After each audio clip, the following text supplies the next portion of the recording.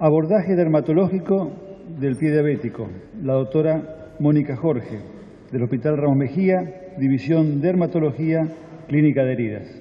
Muchas gracias y bienvenida. Buenas tardes.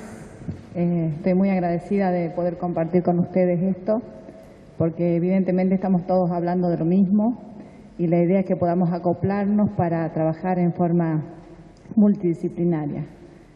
Este es mi querido hospital.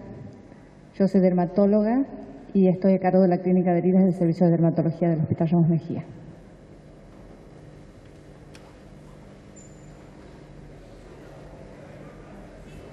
Bueno,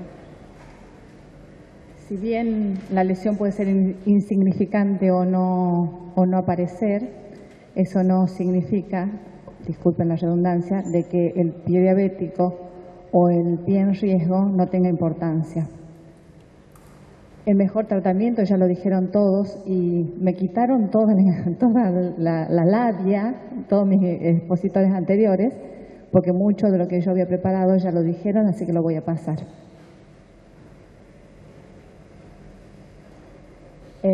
Hay una elevada incidencia, 2 palabras nada más respecto de la epidemiología, y yo creo que acá tenemos que tomar un compromiso todos los profesionales en diferentes áreas para conseguir que esta enfermedad por lo menos se controle y trabajar en forma multidisciplinaria.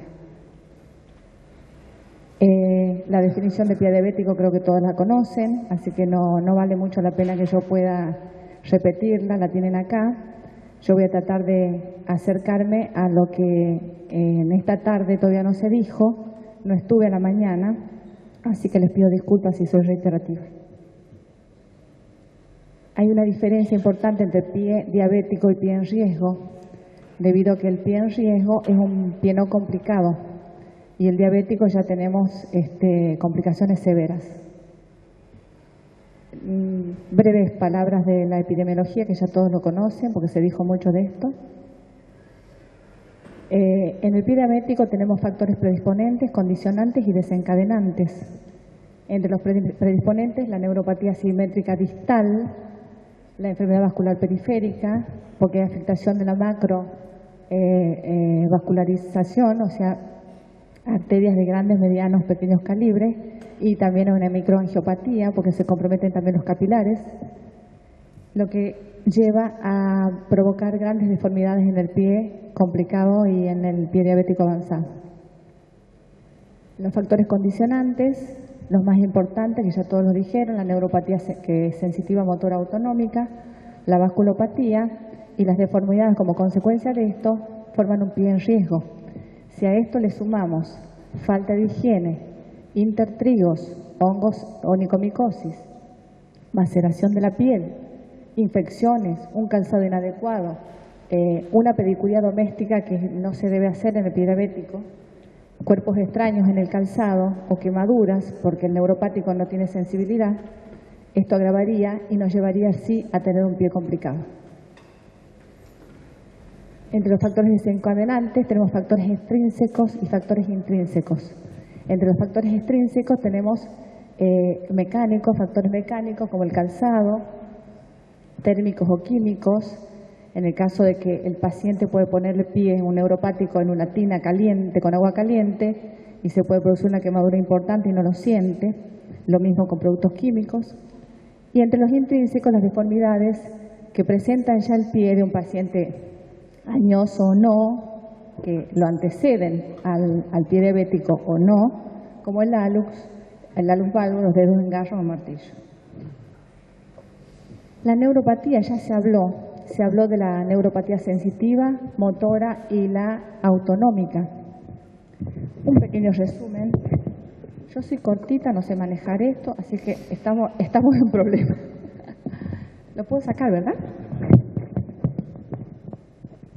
Ahora sí. La neuropatía sensitiva, gracias. En la sensitiva todos saben ya, porque ya lo han dicho 1 y 1000 veces, que hay una disminución de la sensación dolorosa, o sea, la termoalgésica, también de la vibratoria y de la superficial. Después vamos a ver cómo la medimos. La motora, hay hipotonía y atrofia de la musculatura del pie, de los interdiginales, lumbricales, los interóseos, lo que provoca hay atrofias de los intrínsecos, deformidad de la planta con subluxación de la articulación metacarpofalángica. Y acá está el traumatólogo, me avergüenza un poquito, pero creo que es así, ¿no? Aparecen los dedos de martillo y engarra.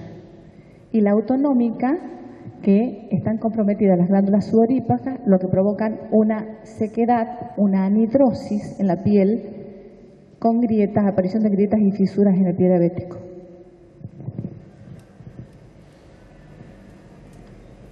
La sensibilidad, ¿cómo se explora la sensibilidad? No sé si en la mañana lo dijeron, le pido disculpas si estoy repitiéndolo, va a ser muy breve.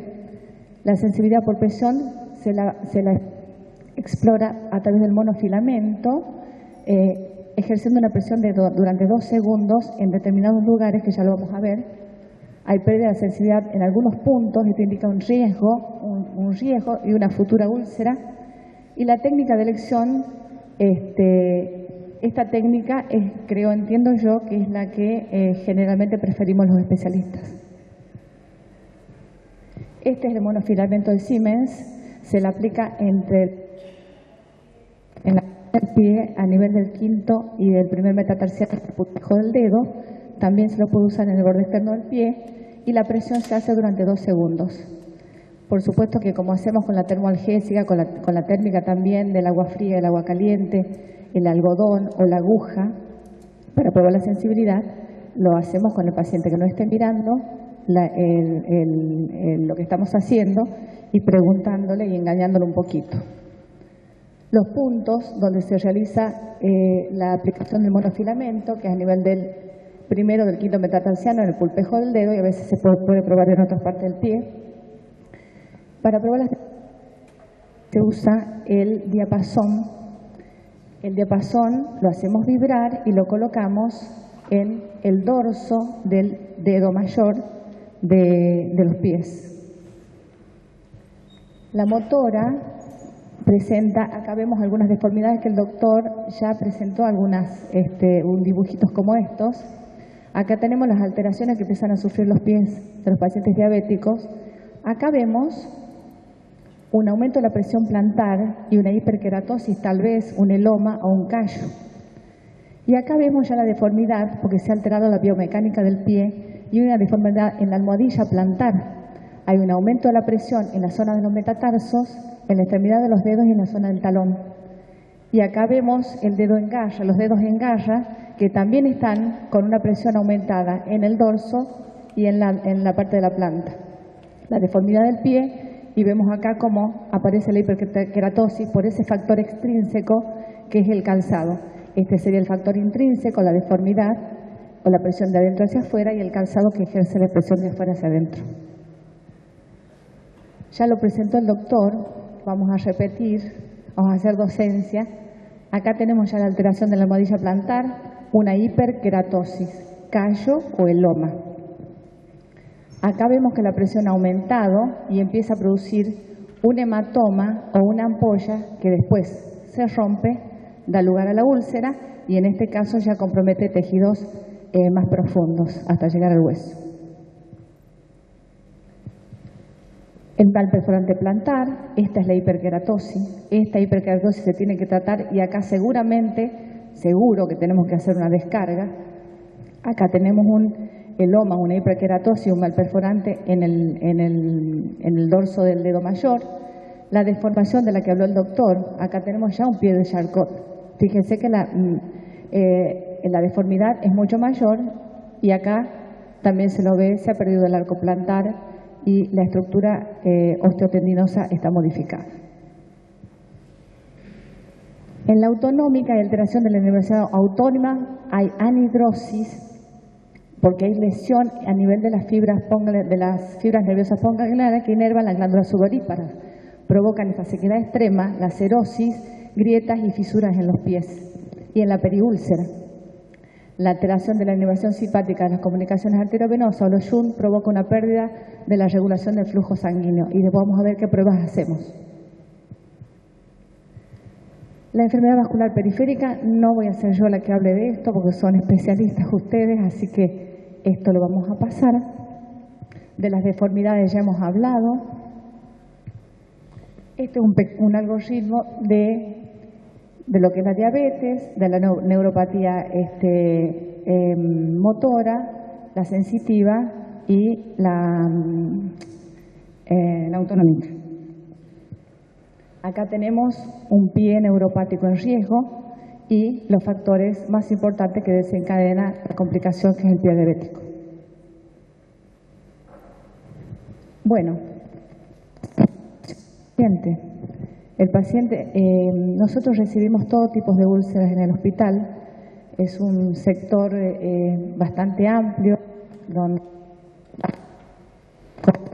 dos o tres sillones, y por suerte estoy armando un equipo multidisciplinario donde el doctor Igarzábal, tenemos podólogos, una nutricionista que hace tratamiento del dolor, tenemos, una reumatóloga que hace tratamiento del dolor, una nutricionista, una cirujana plástica, el licenciado en enfermería. Solamente tengo un personal fijo, que es una enfermera y una cirujana plástica. El resto es gente que está rotando y se está formando con nosotros.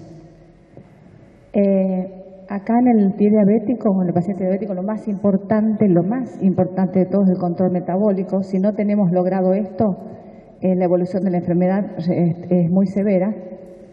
Sabemos que hay factores de riesgo, tabaquismo, hipertensión, obesidad, que hay que también controlar. Para eso se necesita el equipo multidisciplinario, que hay factores socioeconómicos y hay muchos pacientes, especialmente los que vienen al hospital, que no tienen acceso al cuidado de su salud generalmente.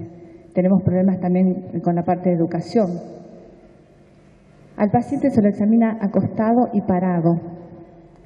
Hay que detectar alteraciones en la piel, en las faneras, esas hiperkeratosis o callosidades, úlceras, amputaciones y estructuras osteotendinosas tienen que estar muy bien evaluadas y estudiadas.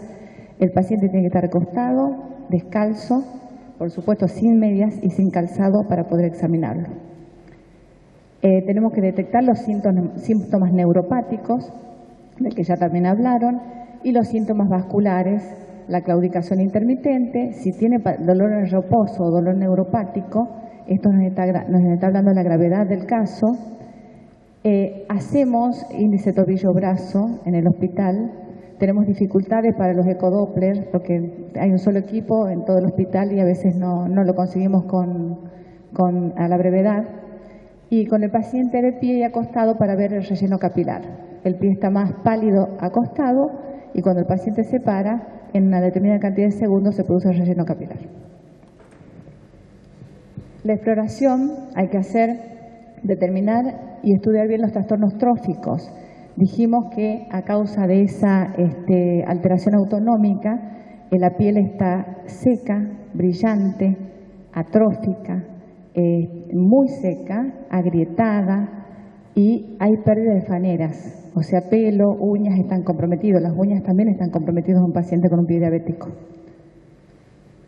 Hay, lo que les decía ya, lo del relleno capilar, un cambio de coloración en el paciente acostado y de pie. La temperatura de los pies es importante, tomar el pulso, los pulsos también es muy importante, el tibial posterior del pedio.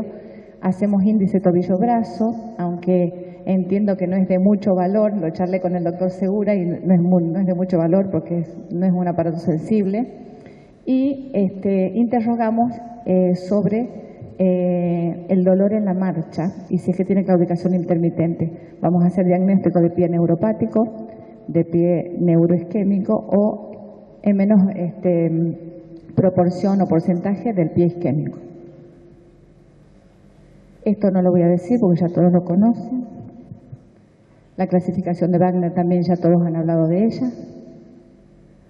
Del control y categorización del riesgo también ustedes lo saben. Esto es muy importante y es lo más importante de todo en un paciente diabético, el control metabólico o el control de la glucemia, porque los niveles elevados de glucemia dificultan la respuesta del sistema inmunológico y retrasan la cicatrización. Ya hablaron de la cascada de la cicatrización y en estos pacientes tenemos un retraso evidente del proceso de la cicatrización normal. Tratamiento, tenemos que evaluar el daño en el caso de que detectemos un paciente 2 minutos, doctora. Sí, Bueno, lo derivamos al vascular periférico para revascularizar si detectamos que hay daño. En el caso de que el paciente presente una úlcera con un tejido necrótico, lo que nosotros hacemos es momificamos con alcohol solo en estos casos. O sea que pincelamos con alcohol, logramos que esa escara se vaya desprendiendo sola y que venga el tejido de granación abajo. El resto de las curaciones se hacen con los apósitos de cura avanzadas y curas húmedas. En estos casos hay que asociar los antiagregantes, lo que todos ustedes saben. En el caso de la cerosis, siempre cremas hidratantes con urea, o en el caso de que el paciente pueda comprender, cremas con ácido salicílico al 5% o ácidos grasos hiperoxigenados. La hiperkeratosis, como le dije, con urea y vaselina, y el tratamiento de la micosis del pie de atleta es fundamental porque es la puerta de entrada para la infección. Tratamiento de las deformidades, todo esto ya también ustedes lo conocen, tenemos para eso que trabajar con el equipo multidisciplinario. No hay que indicar callicidas jamás en un paciente con un pie diabético, jamás, porque esa va a ser la puerta de entrada de la infección.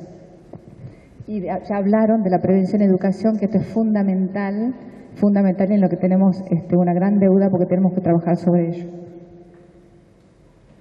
El tratamiento, de acuerdo a que sea neuropática, neuroisquémica o isquémica, hay que tratar la causa, en el caso de la neuropática, descargar la presión en el área de las úlceras a través de férulas, calzados, plantillas. El tratamiento de las isquémicas, ya dijimos que tenemos que hacer la revascularización. Acá tenemos, este collarete es un collarete de hiperkeratosis. Esto lo tenemos que modificar, hay que hacer el desbridamiento, no solamente del lecho cuando tengo tejidos desvitalizados, necrótico o fibrina. Ojo, en talón, si hay una escara necrótica, no se aconseja desbridar.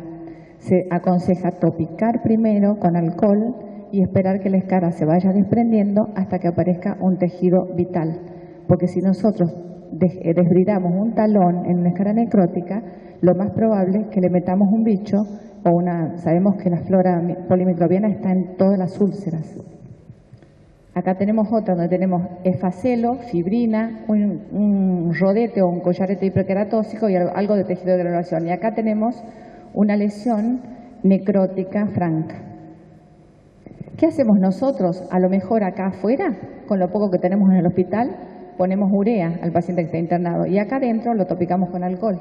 Entonces logramos que esto se vaya desprendiendo solo y vamos logrando que se vaya desbridando con la urea, que es lo que tenemos a veces solamente para los pacientes internados, logramos que vaya mejorando el resto del tejido.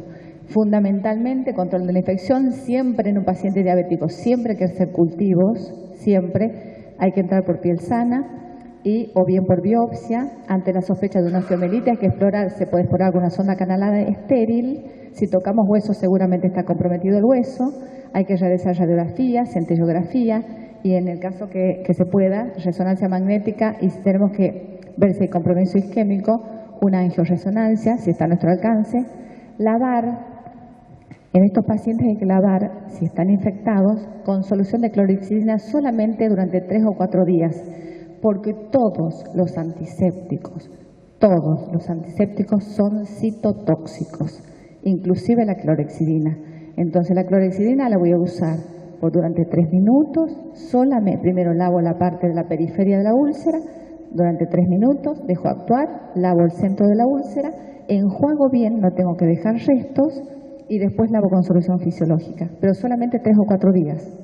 Pervinox jamás dentro de una herida, soluciones alcohólicas salvo en una escara necrótica jamás dentro de una herida, agua oxigenada no se usa más, todo esto está obsoleto por completo. Hay que empezar a trabajar, aunque más no sea, con curas húmedas. Iniciar antibiótico-terapia oral, en el caso que corresponda, estos son algunos casos, o la trimetoprim y sulfametoxazol. Las curaciones básicas son con las curas húmedas con vaselina, si es lo único que tenemos, solución fisiológica y vaselina. Bueno, acá está, limpieza con antiséptico, solución fisiológica, tratamiento del dolor en reposo, hablamos del dolor neuropático, ya escuché que lo mencionaron, antes de cada curación por vía oral, y nosotros hacemos, pulverizamos con una solución de lidocaína y morfina al 1%, y esperamos un ratito y empezamos con el desviamiento mecánico cortante. Las curaciones diarias, en el caso que haya infección, si no podemos usar las curas avanzadas y dejamos pasar un día o más días según el caso. El desviamiento mecánico cortante es imprescindible para quitar todo el tejido desvitalizado y necrótico con el objeto de reducir la carga bacteriana. La curación avanzada con apósitos o coberturas adecuadas, esto es muy artesanal y es maravilloso, porque no se puede dar una curación única para determinado paciente. Esto va a ir mutando y va a ir cambiando a medida que vamos viendo la evolución de la herida. Va a estar exudativa, controlamos el exudado y damos alginato o damos hidrofibra sin plata y así vamos a ir mutando. Nunca en un pie infectado, un pie diabético infectado, se hace una cura oclusiva. Nunca hidrocloroide adhesivo en un pie infectado. Se tienen que poner elementos o apósitos que se puedan renovar. Bueno, algunos productos, ya habló el doctor de todo esto. El desviamiento quirúrgico bajo anestesia general es necesario en algunos casos. Tiempo. Ya termino. Gracias. Bueno, y esto es lo más avanzado. Le pido un minutito porque creo que no todos hablaron de estos temas. Ya hablaron de la presión negativa, que es muy efectiva, de la cámara hiperbárica. Tengo que pasar el aviso del hospital. Ozonoterapia también en pie diabético o en las úlceras, factores de crecimiento plaquetario, o sea, plasma rico en plaqueta. Se usa el plasma inyectado en el lecho de la herida, en la periúlcera, y se alma el gel plaquetario para colocarlo como si fuera un apósito. Los factores de crecimiento epidérmico, que más de uno tiene que haber trabajado con ellos. Las membranas de colágeno bovino, porcino o el hialumatrix, que es hialurónico. La membrana amniótica, y esto se los voy a comentar. Y le voy a pasar una primicia. Bueno, injertos autólegos de piel, ya hablar y estimular la clonación con curas en ambiente húmedo. Nosotros evitamos la amputación. Cuando es solamente imprescindible, mandamos a amputar el pie porque si no le amputamos la vida al paciente. Con respecto a la membrana amniótica, les quiero contar que en el Hospital Ramos Mejía estamos trabajando con curas avanzadas. No tenemos los apósitos porque todavía el hospital no los compra, lo compran los pacientes o conseguimos como podemos, los mismos pacientes van donando.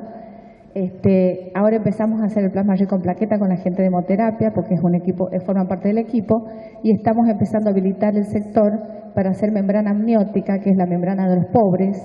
El Hospital Garrahan tiene el cultivo de membrana amniótica y es un producto maravilloso que tenemos al alcance de la mano todos porque es una membrana acelular, o sea que no da rechazo.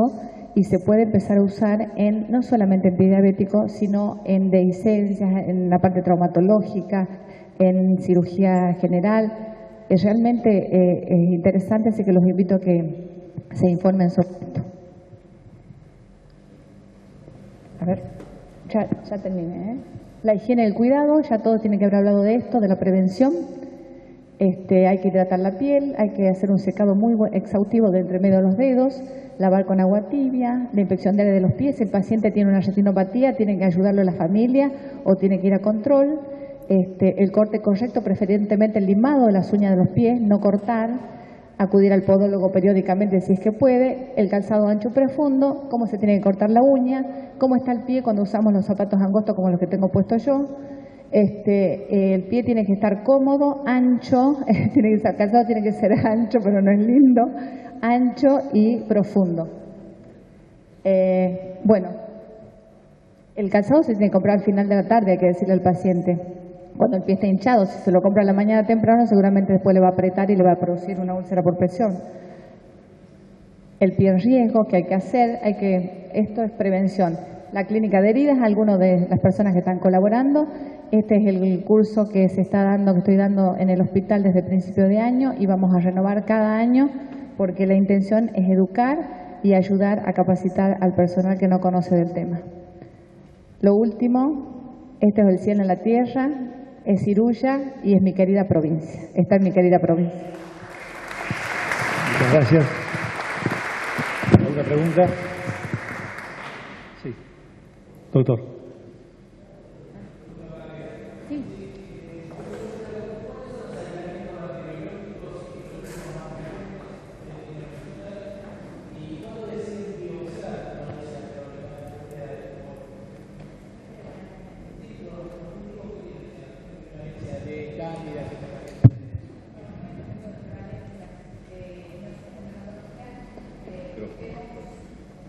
micrófono, sí.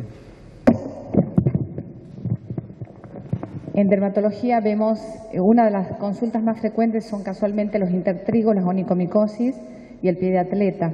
Así que son consultas muy frecuentes. Lo primero que hacemos cuando llega un paciente, cualquier paciente con cualquier tipo de úlcera, es examinar bien la úlcera, la periúlcera, que hay que tratarla tanto como la úlcera, y mandamos a hacer el cultivo o el examen micológico de los pies. Excelente. ¿Y qué rescates tienen habitualmente? O sea, ¿qué examen cultivan? Todos los elementos que vos te puedes imaginar podés encontrar en una uña. Pero hay prevalencia, Dermatofitos, Trichoficulus rubrum, hay cándidas, hay de todo. No tengo un estudio de prevalencia hecho.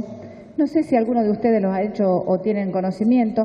El hospital tiene sectores, diferentes sectores, entre ellos el sector de micología, y la verdad que tendría que preguntarse al doctor Label. No me ocupé de hacer un estudio de prevalencia sobre las micosis. Ok, y la otra pregunta es, ¿cuándo deciden biopsiar una úlcera?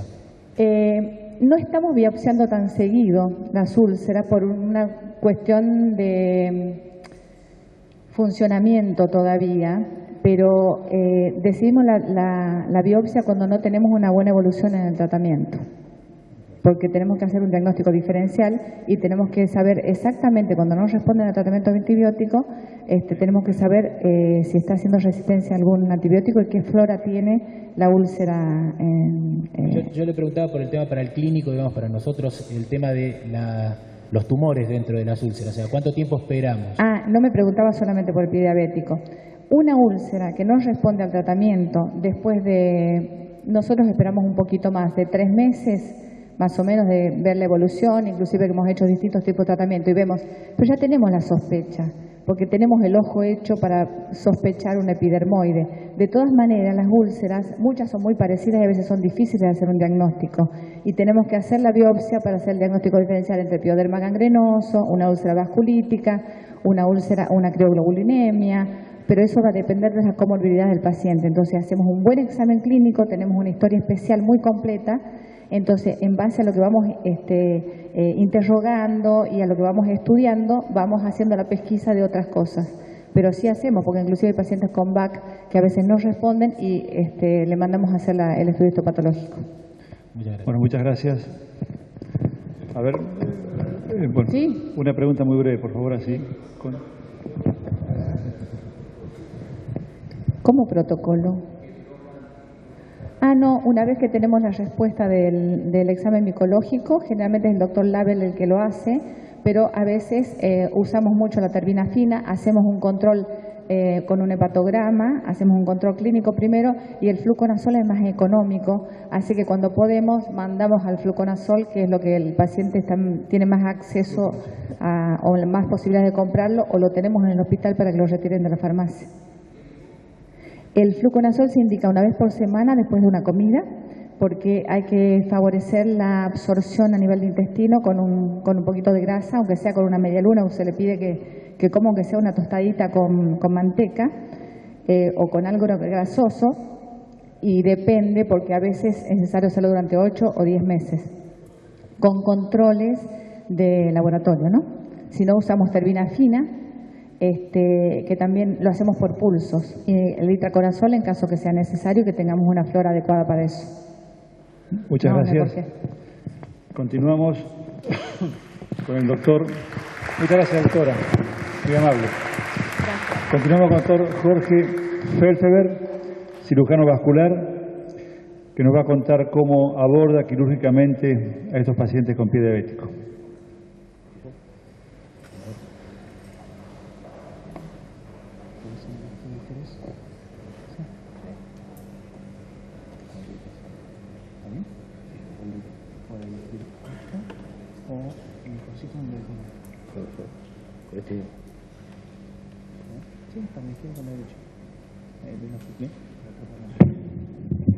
Muchas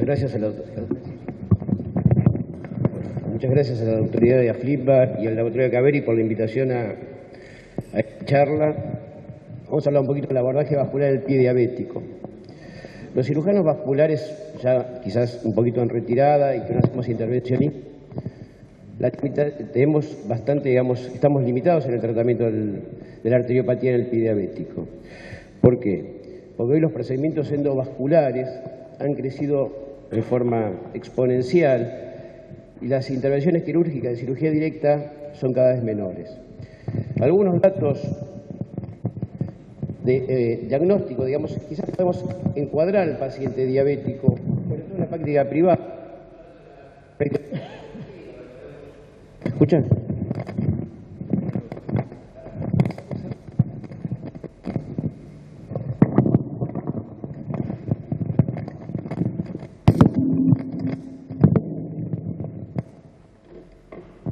Hola.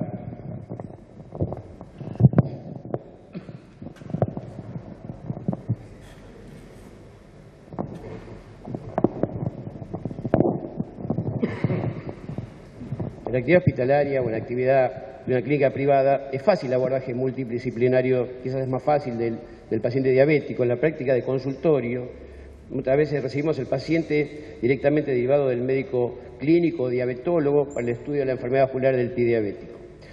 Y a veces casi nos constituimos el médico de cabecera al paciente. Por supuesto que no le tratamos la parte metabólica, pero sí el manejo de las lesiones y el estudio de la enfermedad vascular.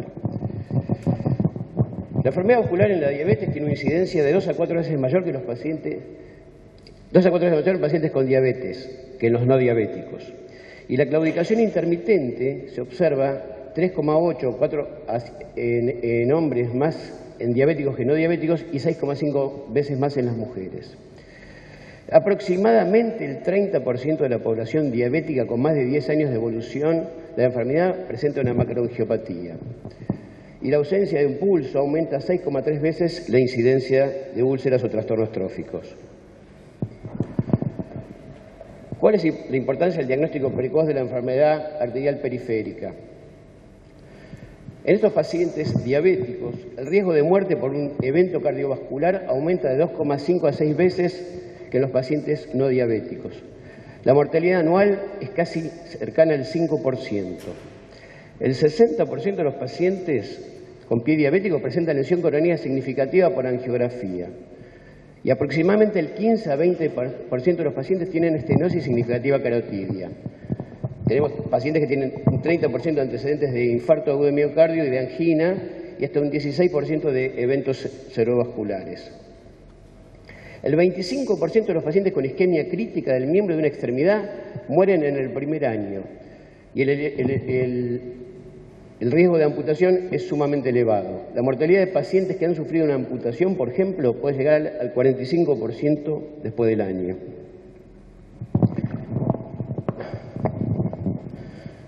¿Qué es la isquemia o la enfermedad arterial periférica en el paciente diabético? Es la disminución lenta y progresiva del aporte sanguíneo a los grupos musculares de los miembros que aparece con el ejercicio. Normalmente el desarrollo de la circulación colateral permite que la clínica se manifieste cuando la obstrucción del vaso supera el 70%. Una forma grave de aparición de la enfermedad arterial periférica es la isquemia crónica, que es mucho más frecuente. La isquemia crónica, perdón, en los pacientes diabéticos es mucho más frecuente, es la forma más frecuente de enfermedad arterial periférica. Y la isquemia aguda se caracteriza, esto quería decir antes, perdón, por dolor intenso, palidez, frialdad cutánea, impotencia funcional y ausencia de pulsos distales y constituye una urgencia. Algunas consideraciones. El pie diabético es la causa del 50% de las amputaciones no traumáticas.